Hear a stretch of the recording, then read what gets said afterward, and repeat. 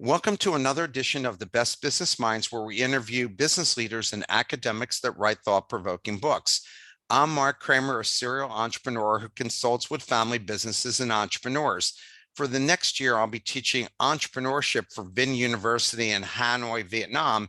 Tonight, I'm in Ho Chi Minh City. So hello from Ho Chi Minh City. Please welcome our former University of Arkansas Chancellor, Dr. John White, author of Why It Matters. And I love the title of that book, and it was an amazing book to read. And so, Dr. White, why don't you start off by telling us about your professional background? Well, thank you, Mark, but I'm going to start off by thanking you for including me in this series. I really appreciate you doing so. My background is a very different, I think, from the typical academic, if you will, in that I've managed to spend time in industry and government as well as in academia in terms of my service, for example, on governing boards for organizations. I've served on the board of directors for 8 corporations, 11 governing boards for professional organizations, 7 advisory boards, and I had the opportunity to head up the engineering directorate at the National Science Foundation for a 3-year period. I was dean of engineering at Georgia Tech for 6 years, 11 years as chancellor at the University of Arkansas, president of a lot of different organizations along the way. And then I wound up having the chance to teach a leadership course. When I stepped down as chancellor at Arkansas, returned to the faculty, several faculty members said, "You need to teach a leadership course." And I said, "I have no idea how I do that, because every course I've taught has got equations in it." And I said, "I'm an engineering professor. How do I teach a leadership course?" And they kept on. So finally, I went to meet with my mentor, Paul Torgerson, who was my department head at Virginia Tech when I was on the faculty there. He was also dean of engineering. He helped me when I was dean of engineering at Georgia Tech, and then he was the president at Virginia Tech. And I asked Paul about it, and he said, "You need to do it." And I said, "Well, I have no idea what book I would use." And he said, "Use Steve Sample's The Contrarian's Guide to Leadership." And I said, "Well, Steve sent me the book, but I haven't read it." When I read it, I found out that he and Warren Bennis co-taught a course on leadership at Southern Cal.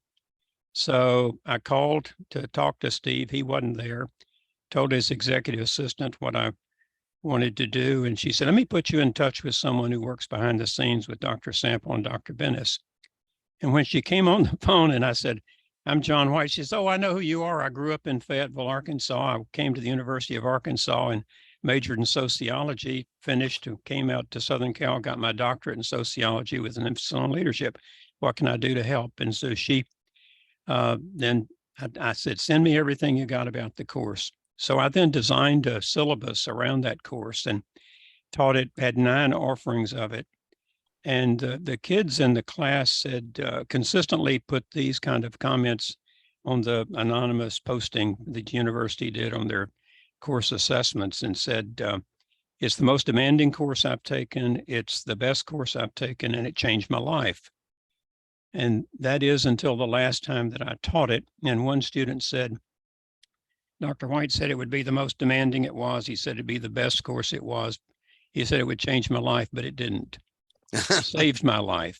And so I thought, And then the last time I offered the course, and students knew that I was going to be retiring, and they said, please write a book and try to capture in the book what happened in this class."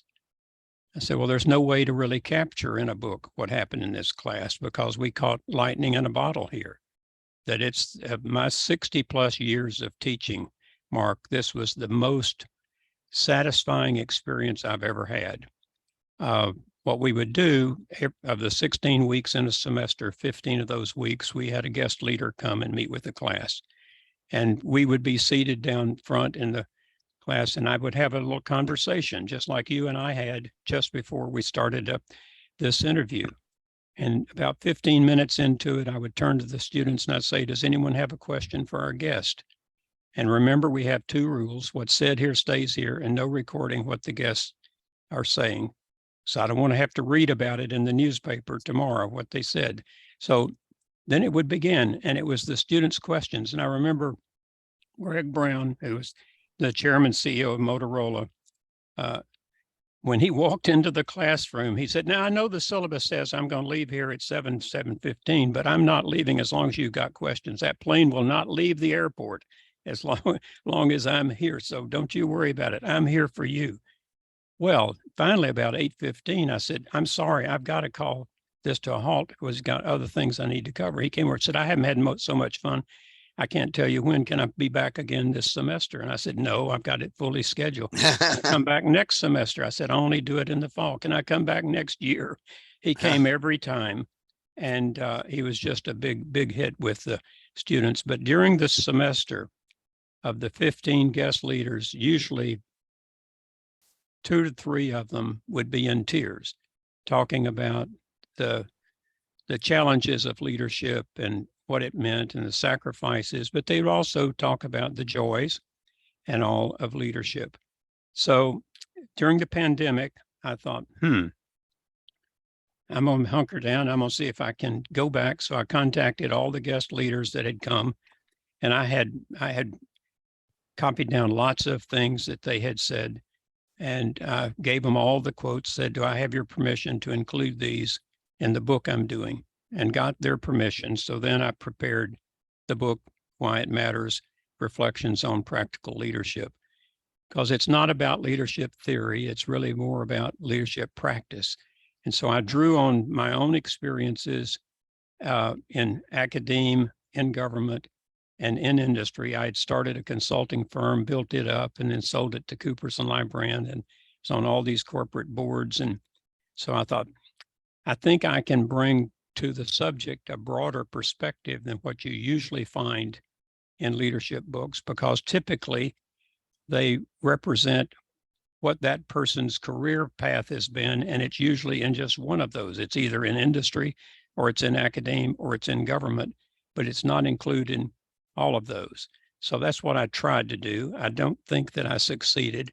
I think I wound up overemphasizing what I did in academia.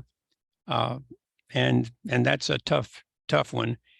I remember when the CEO at Motorola introduced me, he had some of their high rising potentials to be top management people, and he wanted me to speak to him. And he said, "I thought my job was tough until I saw what John White was dealing with." And he said, "My job as CEO at Walmart is nothing compared to being the chancellor of a university like the University of Arkansas." So it's a tough job, but Oh, I can tell you from spending 20 years in academia and the private sector, academia is way harder than the private sector. The politics is just crazy. And we're going to get to a question about that as well. So you asked the question, are leaders born or can they be developed? What's your opinion and what's your experience there? well, of course, all leaders have been born, Mark, or they wouldn't be around. But that's a little smart aleck response to the question. So, yes, I think that there are some characteristics that you can see based on the sort of personality, if you will, where there are going to be some that early in age, you can go to a kindergarten class, you can watch young kids, and you can tell some of them just naturally start leading the group, but certainly can be developed. Otherwise, why do we have all these courses? Why do we have these books and everything else about leadership? The business about, is it taught or can it be caught?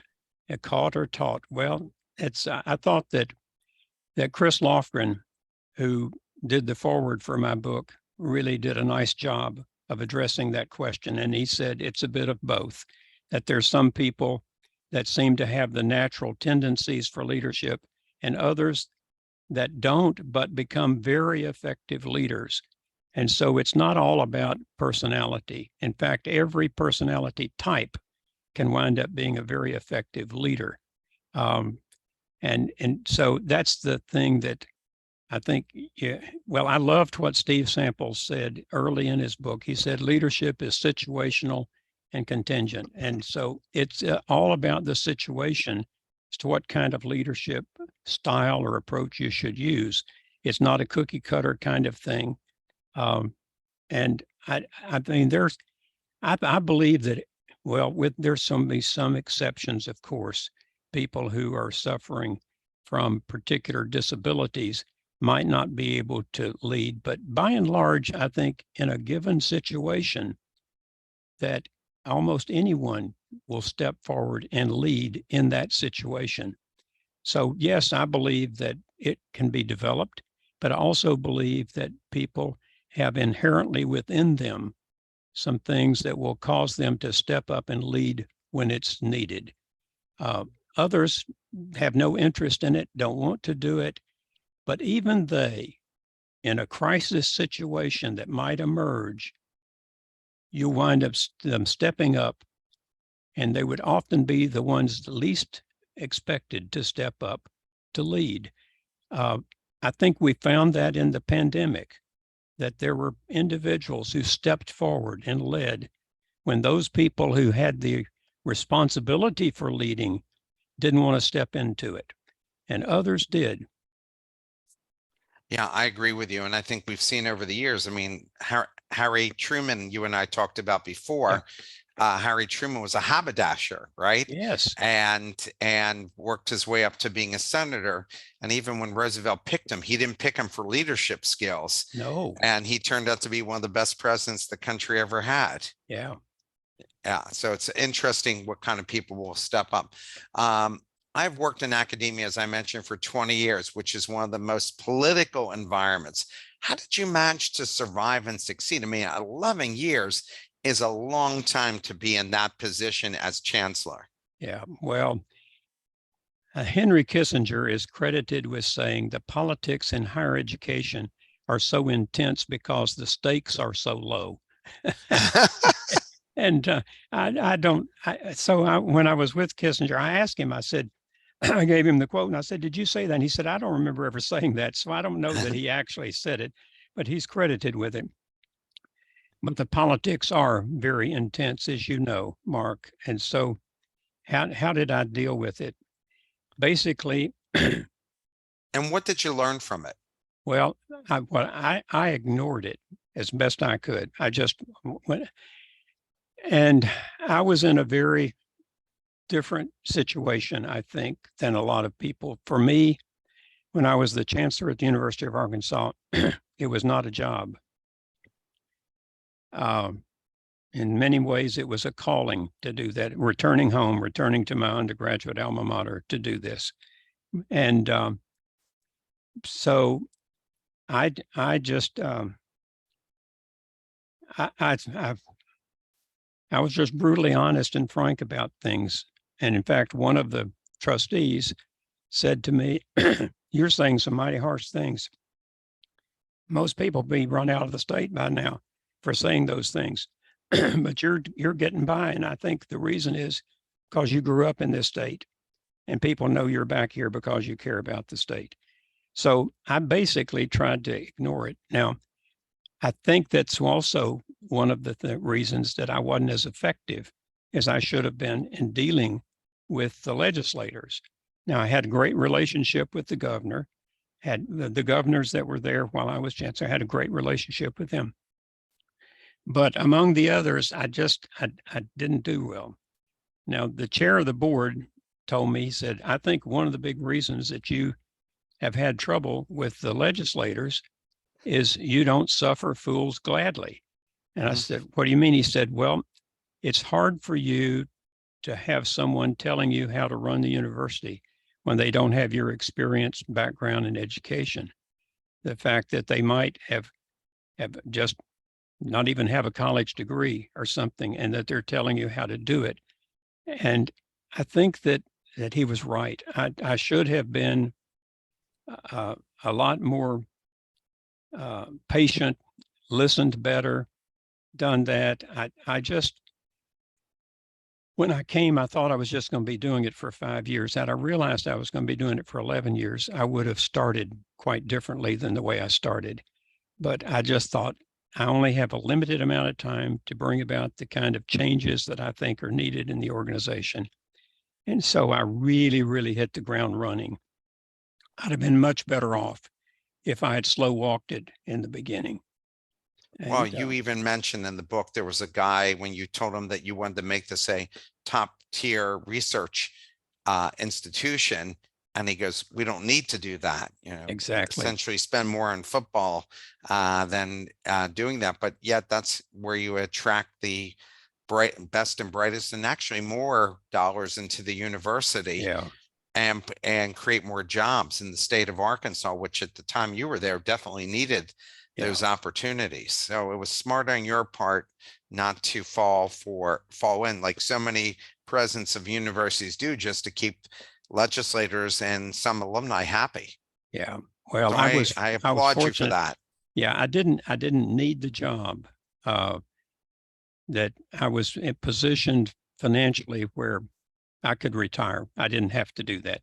And I think, I hope that that didn't make me come across as being insensitive or arrogant or anything like that. But I felt like I came home for a reason, and that was what I was going to do. I got a call from Texas A&M, came after me several times. Perry Atkinson, a good friend of mine, wanting me to come out to be the president of Texas A&M, can be a candidate for it. And I said, Perry, let me tell you that if you had the approval of the regents there to make the offer to me, and I could write my own ticket and name any of salary I wanted, there's no amount of money that would cause me to come and do that, because the reason I'm here is I came back home, and I came for a reason to try to make a difference for my home state. And otherwise, I would have stayed at Georgia Tech. I had the greatest job in the world. I was Dean of Engineering at Georgia Tech, and I loved it. And I would have retired there. So I was in a very different situation, Mark, than a lot of people. But now look at Gordon Gee. Gordon is the president now at West Virginia University. He That's my started at alma West mater. Virginia. Yeah, And I was there when he first became president. there you go. He The was first time. dean of First the time. law school, became the Yeah. president, went Yeah. to Colorado, went to Yeah. Ohio State, Right. then went to Brown, went to Vanderbilt, all right, went Yeah. back, then he goes, next thing you know, he's back at Ohio State. And now he's back at West Virginia. I mean, it's amazing with Gordon what he's been able to do. And he's been very effective every place he's been. Well, I'm not that kind of leader. It's not, but Gordon, I think the world of Gordon. We're close, but I'm not Gordon. And so I had to be me. And so and I think that's the thing that throughout my journey, I have been comfortable in my own skin. I haven't felt the need to try to pretend to be anyone else. I've tried to let you know who you're dealing with from the very beginnings, play with my cards up. There should be no surprises. You know what you're getting, and then to be consistent and walk my talk, basically, and just say, this is who I am and this is what I do. And if you want to do something else, then get someone else to do it. So, Well, glad you stood your ground. And President Gee would maybe remember me because when he first became president and I graduated in 82, I decided I would invite personally President Reagan to be our commencement speaker. That didn't go over very well with President Gee in a Democratic state. And so he had called me into his office and let me know how unhappy he was, and had to let the White House know that President Reagan wasn't invited to speak at our commencement. but Mark, I'll tell you this, he will remember you. He has an amazing memory. He can meet freshmen, and when they come across at commencement, he can call them by name. He has had an unbelievable ability to do that. He Well, would you tell remember him you, Mark. He really what would. but not for a good reason, unfortunately. Well, no, but isn't that the case for a lot of people we remember? Absolutely, absolutely. So, what is your definition of leadership, and what are the ingredients of a great leader, which you call the keys to as? Keys to A's, actually. Yeah, Keys to A's. I A's. mean, Yeah, A's. keys to Yes. A's. Well,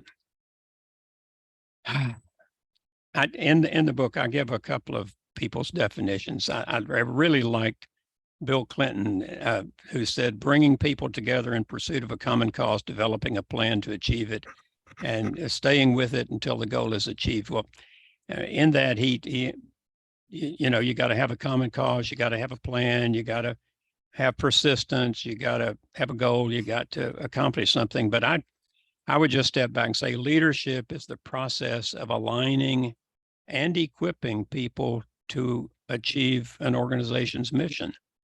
And the organization doesn't have to be a big company or a big organization. It could be just what the team is.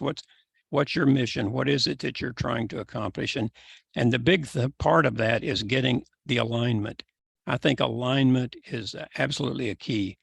Now, I have 25 keys to A's there in the book. These are 25 words, all starting with the letter A, that I think that a leader has to pay attention to. And it starts with attitude and it ends with ability.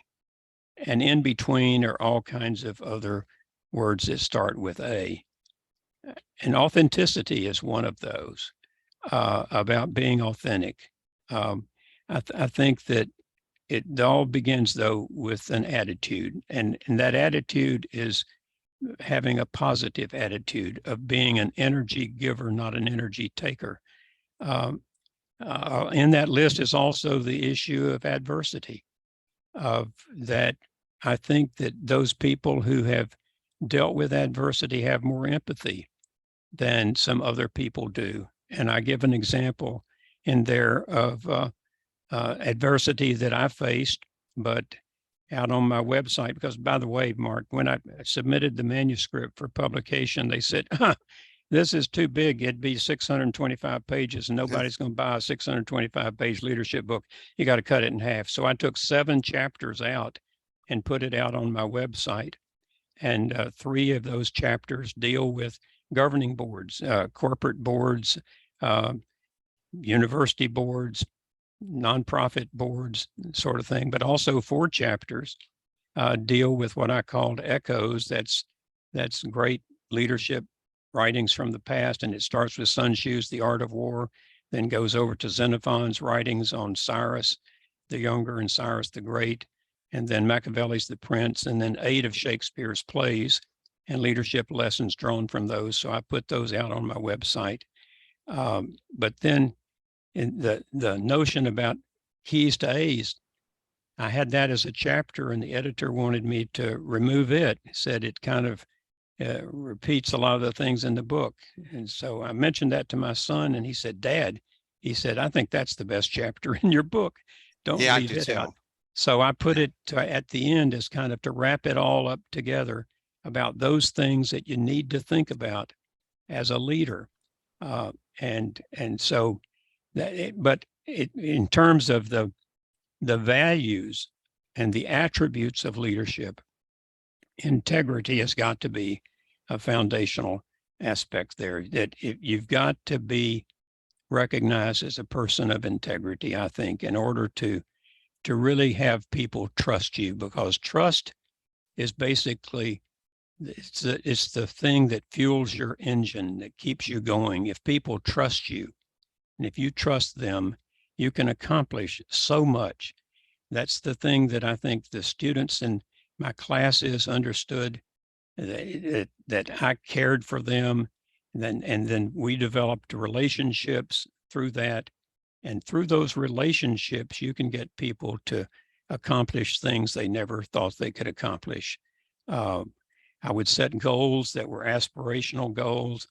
I was doing this before Jim Collins wrote this book, Good to Great, and talked about BHAGs, bold, hairy, audacious goals. In my high school commencement address, I used a quotation from Thoreau: if you build castles in the air, your work not be in vain. That's where they should be. Now put foundations under them. that throughout my career, I've always set high goals. And those high goals I would set for others, I would set those for myself as well. That people tended to think I was a perfectionist and all that, but no, they just didn't seem to realize that I'm often pleased but never satisfied. I just think we can always do better, that we can achieve more if we set high goals. So I set big, hairy, audacious goals, and we didn't accomplish them all. But I think we got much further along than if I'd set low goals. I mean, Absolutely. what's the satisfaction of so you satisfied all your goals? Well, anybody could do that. It's strive to get to the top of Mount Everest. Don't just be looking for the shortest little hill that you could climb. In fact, that was a thing that I used, particularly at Georgia Tech when I was there, because our rivalry with the University of Georgia was intense. But there was an author from University of Georgia who wrote a lot of. He wrote columns in the Atlanta Journal-Constitution, and but one of his books that I just really loved, it was "Shoot Low, Boys. They're Riding Shetland Ponies." And so I think too often we shoot low. And Louis Grizzard, he was a great humorist, just funny as he could be. But that book just sent a message to me about shoot low, boys. We're riding Shetland ponies. So every organization that I've led, I've tried to make sure that we were not shooting low, but we were shooting high, and not just aim for the sky, but rather to use aspirational goals, to just stretch, to make sure that you were going beyond what people would think you might be able to accomplish. And what I found was that people will rise to the occasion as long as you let them know that you're there for them, you care for them. And I would say, I'd tell my students, and it was troubling to me that when I would say to students, I love you, I think for some of them, they'd never heard those words before in their life, that I wanted them to know that I cared about them, that I was always available if they needed to talk about anything. And one day I noticed that there was a student who hadn't been to class for a couple of times, and I contacted him. I said, come see me, please come see me. He was a young African-American student who was gay, and his life had been threatened, and he was considering suicide.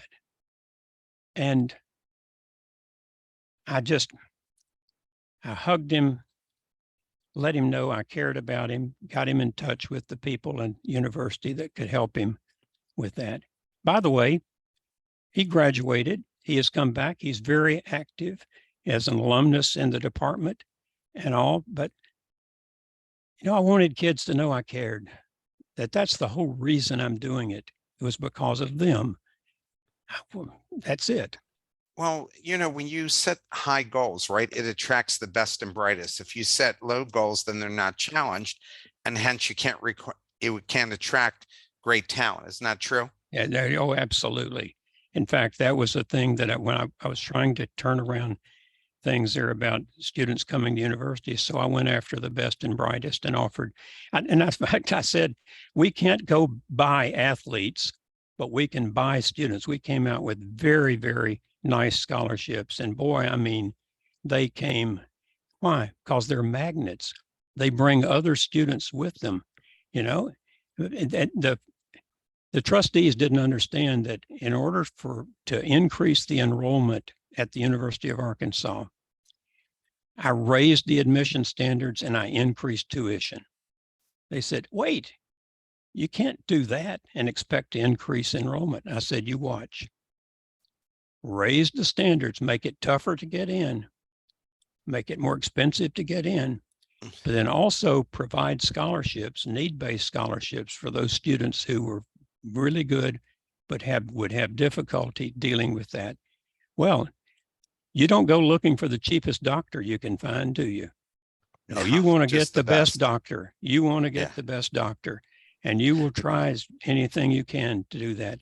Well, enrollment just started taking off after that. You talked about boards a minute ago, and in your particular case, the governor picks the board for you. And you've been on boards where people are brought on by the CEO and they could do it. So what's the difference in terms of operating in each of those environments? And how do you make sure that you work well with the board and you also are able to get quality people to be a part of it and actually have a real stake in it? So what's been your experience and what do you advise, especially CEOs of entrepreneurial companies who want to have strong boards that will help them build great companies? First of all, in that case, let's address that one. They need to add people who will bring value to the board. They need to add value. And there's, out on LinkedIn, I'll be doing some posts on governing boards, and I'm going to address these particular ones.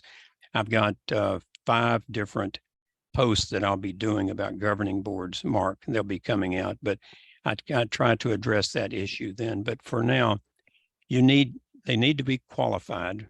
They need to have time available to do it, and there needs to be a good fit for the board. Fit is very, very important. Oftentimes, people want to be on the board because they have an agenda, and their agenda is usually to change things. And they come on thinking this is what and they're a single kind of issue focused board members, and that's the only thing they're focused on. Well, the board has a broad responsibility in terms of what has responsibility to do for the organization.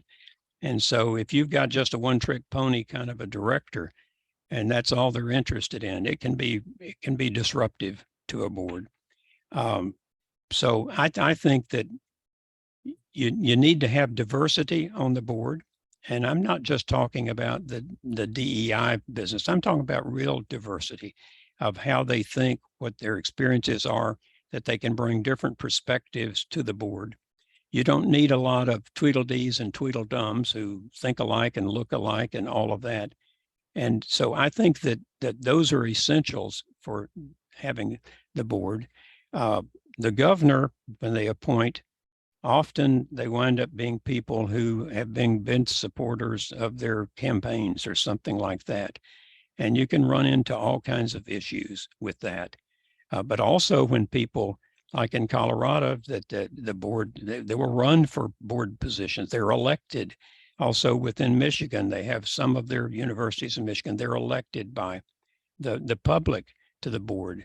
So it can turn into a really difficult situation. In fact, right now in higher education, because of politicization that has occurred with appointments that governors are making to accomplish particular political agendas, that I think that it is much tougher now to get someone to be a leader of a public university than it is a private university. That within private universities, typically those boards are formed without any kind of political agendas. And so that right now it's a tough time within a lot of states, particularly the southern states, because of the politics manifesting itself in terms of board appointments, even presidential appointments at universities and so forth. So I've talked with a number of colleagues as also individuals who are currently university presidents or chancellors, and there are just certain states that you wouldn't have any interest in going there because the politics that's manifested itself within the boards. Yeah, horrible. Yeah. You wrote that during the pandemic, you thought about what leadership should be rather than what it was. So apparently it wasn't easy. What did you learn? Well, what I learned is that we have a paucity of exemplary leaders. We just do. People are not stepping up and going into leadership positions. I think that particularly in government, an awful lot of that, frankly, is because of the attention social media and all of that has made it very difficult for someone to go because they're going to get so attacked and everything. I was asked by an engineering dean, said, if you had it to do over again, would you become the chancellor at the university? And I said, not in today's climate, not in today's climate, because I don't have the makeup that would be required to be successful in that environment. It's going to take someone who can deal with the challenges being posed today in this environment. And I'm just thankful that we've got people who are willing to stand up and do that right now. But I was so disappointed in how, and particularly within the U.S. Congress, about that we just did not respond quickly to the COVID pandemic. As a nation, we're very slow to respond. We weren't the only ones. It happened all over. And I watched, and the things that I was telling students in my leadership class that you should do as a leader, it wasn't being done by leaders. Things I was saying you shouldn't do, those were the things that leaders were doing. You know, it's so I think that the COVID made a big shift in the world. I remember I was on the Motorola board, and we went to China and met with the President Jiang Zemin in China. And usually he would have an interpreter there with him, but he dismissed the interpreter and he just met with us and talked just in English. Bob Galvin, who was then he was the one who brought Motorola to China. At the time, President Jiang Zemin was the mayor in Shanghai. And he thought the world of Bob Galvin, and Bob's son, Chris, was the CEO of Motorola at the time. And he said that he was watching CNN while he was working when the first plane hit the first tower. And when the second one hit, he picked up the phone and called the White House. And he didn't expect anyone would be there. He didn't expect that President Bush would be there, that they would have him away. But he said, I want to do whatever we can to help deal with this, that we have to stamp out terrorism in the world. And he started talking about the notion of the trade-off between public safety and individual freedom. And he said that governments reach he called it an inflection point, but I think he really meant an inflection point. A stationary point instead of inflection point. And he said that as you increase the controls you have in government for safety, you give up things on individual freedom and vice versa. He said governments have to reach a point where they feel like that's where they're satisfied. He said you're going to find it very different here than you would find it in many cities in the U.S. relative to individual safety. But you also will give up things on individual freedoms. And he said, after the World Trade Center, you're going to find the United States of America is going to shift where its inflection point is. What he meant with stationary point is, what he meant was that we were going to be giving up individual freedoms in order to have increased safety aspects. And certainly we did go through a shift. But I think that the pandemic has caused another kind of shift for us. It's the polarization that has occurred, and it's not just here, it's all over the world, that the pendulum didn't swing, it jerked, that we tend to view the world now as binary. You're either for me or you're against me.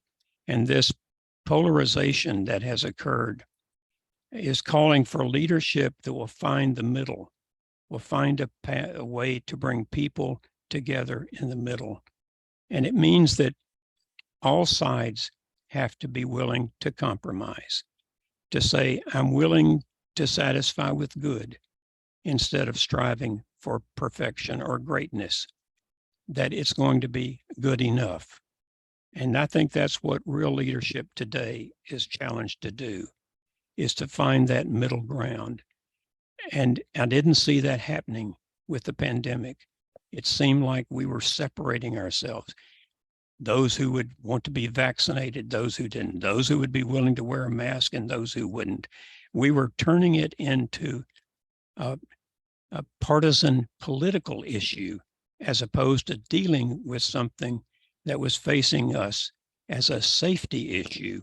We were not looking for the middle. I'm a long-winded response to your question, Mark, but it's been really troubling to me. But it's amazing that so many countries have pulled together both left and right Yes. on issues regarding COVID, issues regarding gun safety. Yes. And we cannot manage to get it together. And I'm in Vietnam now, and all these Asian countries combined have less people dying through gun violence than just one state in the United States. I mean, as I mentioned, I'm from Philly. We have over 500 murders last year, and yet you don't have all of those countries combined with like a half, not China, but because I don't know the number there, but you know, 500 million people, and you don't have these numbers because they all managed to get it together.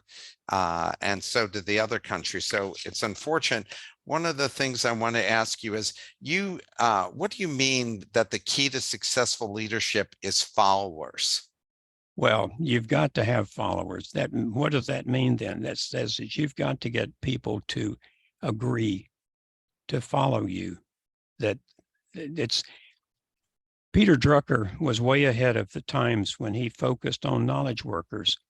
And that's basically what we're faced with today in most of society. It's not the blue collar workers so much. It's now the leading leaders, the knowledge workers, that you've got to get people willingly to agree to pursue this business about aligning them to achieve an organization's mission, that they've got to come together.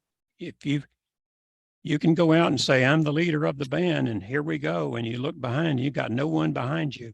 If you don't have followers, then you're not a leader. And so you've got to find a way to get people to buy in. And what that means is you've got to address what's in it for me. What's in it for me? That you've got to deliver a message about why this is important for you, as well as for the organization. That's what servant leadership is all about, I think, is it's the leader is serving the followers, that it's almost turning the organization upside down, not unlike what really happens in a university, where it's the faculty who are really in charge. It's not the chancellor or the vice chancellors or the deans, it's the faculty. So that says that you need to let the followers influence far more the direction of the organization, the goals of the organization. I mean, there are a lot of myths about leadership. And one of those is that leaders make the decisions. No, ultimately they're held responsible for those decisions. But what you want is to have the followers making the decisions, because if they do, they're more likely to be implemented and followed through on. If it's just a top-down kind of thing, hey, it's not going to last very long. So you've got to have followers.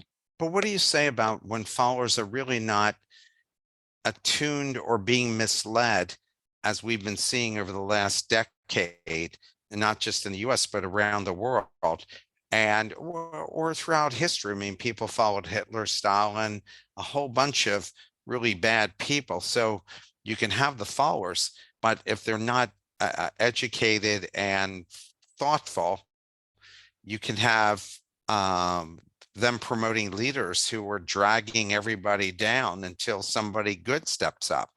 Well, that's true. How do you get around that? That's why you have to have it all based on a certain set of core values.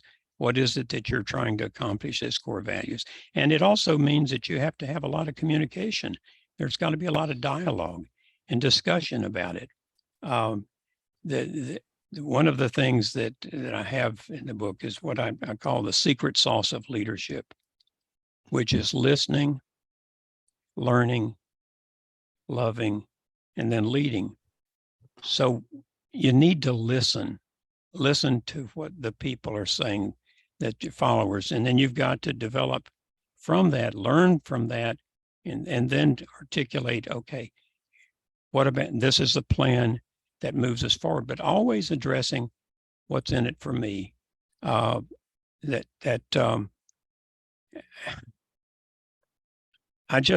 been very fortunate in that I've been in organizations in which we're good, but the challenge was getting them to understand they needed to be great, that they were in some sense satisfied with where they were.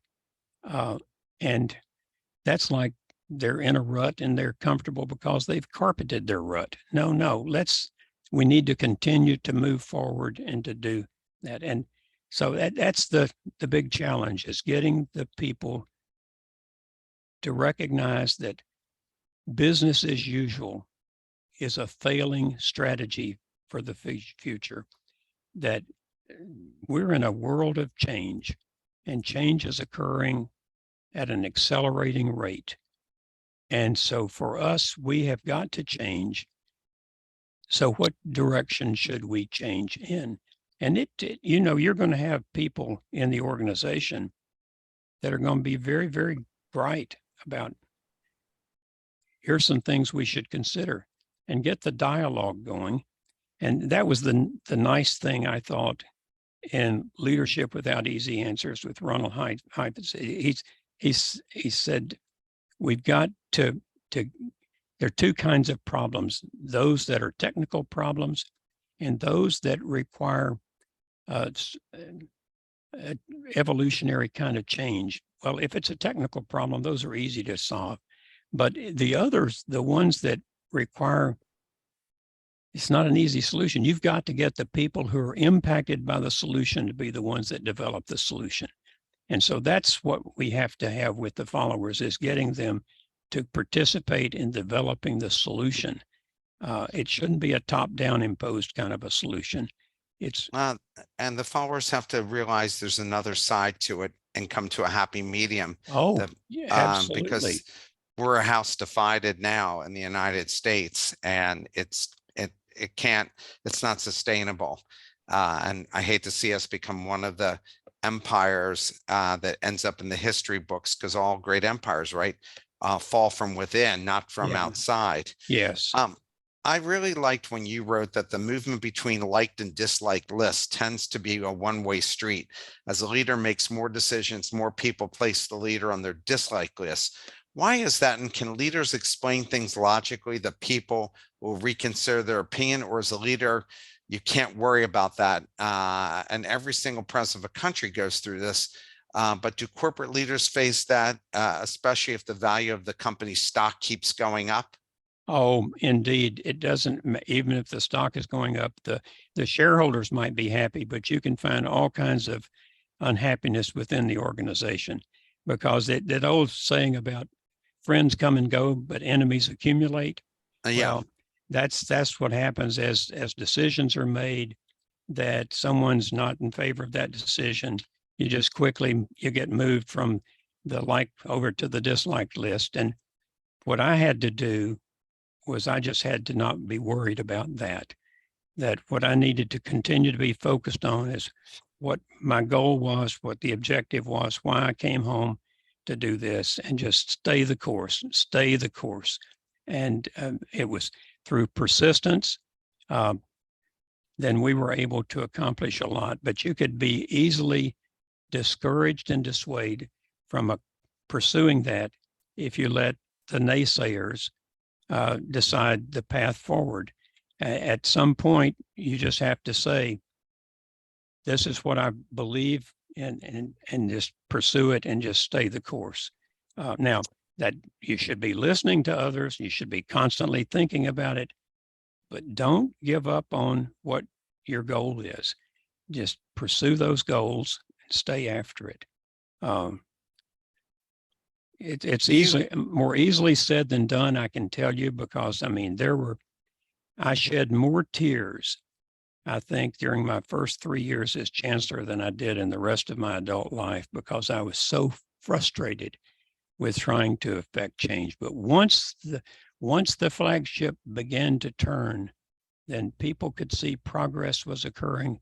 They went from believing it was impossible to believing it might happen, and then believing it was probable. And then things really began to move. Overcoming inertia is really, really tough, Mark. And then also there's some people, I think, just thought they could just outweight me, outlast me, and that if I made it tough enough, I'd just give up and just walk away. But I just wasn't going to do that. And finally, I got to a point where I felt like, yes, we were able to do what I came home to try to do. And I felt good about handing the reins over to a successor and say, it's now yours. You take it to a new level.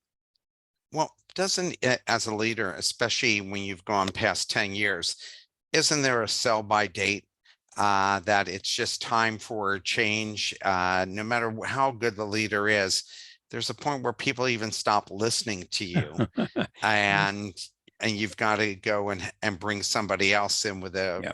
It's a better vision to to take it leave to the when next level. Yeah, it's better to leave when people don't want you to leave, rather than leave when people are wondering, why is it taking this long for you to leave? Right. And Yeah. I had gotten to the point where I felt like I had, well, and I mentioned this in the book, that when I went to the Walton family to get $50 million to the business school, I gave them a promise I'd stay there for 5 years. Then when I went to get the 300 million, they wanted another 5 years. So I added the 5 and the 5, and the first 5 happened after 1 year. So 5 plus 5 plus 1 is 11 years. And after 11 years, I stepped down as chancellor and let my successors take it on to a different level. And it's done very well since then. The university has continued to grow and prosper. And I'm very pleased with where the university is today. As a leader, you write, it's important to allocate your time smartly because it's the most valuable commodity you have. For leaders of companies, there are so many things pulling at them from internal to the external. How do you advise leaders on prioritizing? Because you got shareholders and you've got the internal stakeholders and you've got your customers. I mean, there's a lot going on, and you experience this at the university. So what do you tell a leader to do in order to maximize? Because I think they feel frustrated that nothing's getting done because they're meetinged out. Oh, well, I know at times you feel like you're on this whack-a-mole game of everything. Yeah. That's all you're doing is dealing with the today.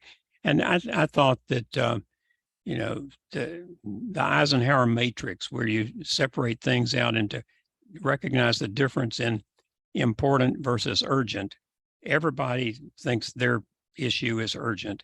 So you've got to step back and say, okay, on an important scale, which are the most important? Which ones are not that important, and just keep yourself focused on the important things.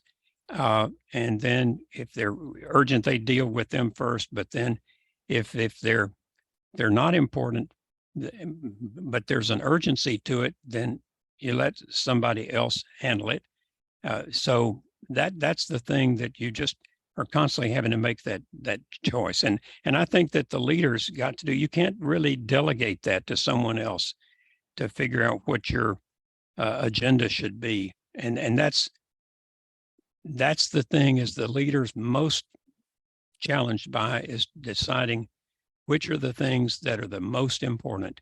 And Warren Buffett, I thought, put it really well when he said the most effective leaders are the ones who say no frequently. You've just got to say, no, we're not going to do that. We're just not going to say that. That you can, being busy is not being effective. And so you have to go through and prune things. And I mean, farmers know that you got to prune in order to get better crops. Well, you've got to do that with your to-do list too. You've got to have take a lot of things off and put it on the to don't list. And that's a big thing. It's just do a few things and do them well. Just focus on that. Don't try to be all things for all people. Just make sure you're focused on the really important things and do that. Urgency is always in the mind of the requester. You're going to have to decide, is it really urgent for the organization or not? And if it is and it's important, then deal with it. If it's not important, but it is urgent, then delegate it to someone else to handle. Got a question from the audience. We have more than 70% of the neurodiverse community not complete higher education.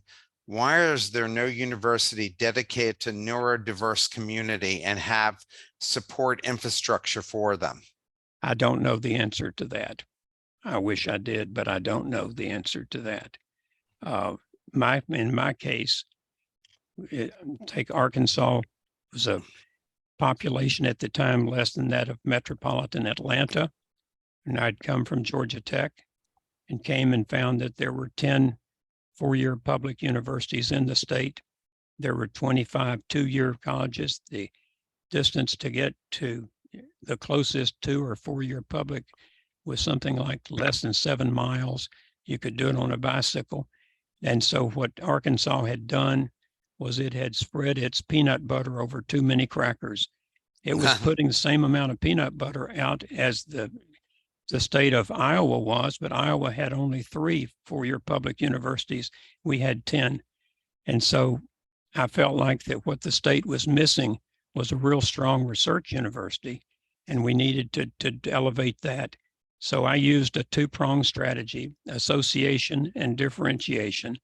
I then set about associating us with the top public universities in the country and differentiating ourselves from all the others in the state. And that association and differentiation strategy is what I used to try to focus the University of Arkansas as the flagship university, and said there are 2-year colleges and there are other 4-year universities that should be able to meet the needs of people within the state. Many times, especially in early stage companies that aren't delivering on their numbers, investors get nervous and bring in a new leader. The new leader often replaces the entire existing team. You're not necessarily an advocate of this. Please tell us some of your thoughts on this. Yeah, well, I think it's, well, the first thing you're going to do is you're going to create all kinds of angst within the organization. You're going to create a whole list of enemies within the organization. And in so doing, you're probably going to throw out some people who are really quite good, but you need also some corporate memory. You need somebody on the team that has a good sense of history. And so I think you ought to take some time to get to know the people and find out what their strengths are, and then make the decision. But you just shouldn't start out and assume that everybody there is just no good. My goodness, that makes no sense, because what's going to happen is whoever comes after you, they're going to do the same thing to all your people that you hire. I don't think that the organization, it would be sustainable over time if that's going to happen. So my feeling was, in fact, when I was being interviewed, I remember someone asked me, "Who are you bringing from Georgia Tech?" I said, "Well, I'm coming from Georgia Tech, but my wife's going to be with me. By the way, and she's not going to be paid, but she's going to be fully engaged in supporting me and helping me."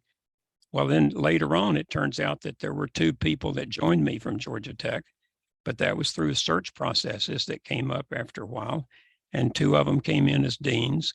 But then I wound up actually making changes in the organization, but I gave it a year. I said, I'm not going to do anything for a year. Now, I realize in some turnaround situations with corporations, you can't take a year, but you can take some time, and whether it's a quarter or 2 quarters, but you could take some time to just start off right at the outset and say, out you go, all of you, none of your, that sends a terrible message to the organization. So here's my last question for you. We have about a minute.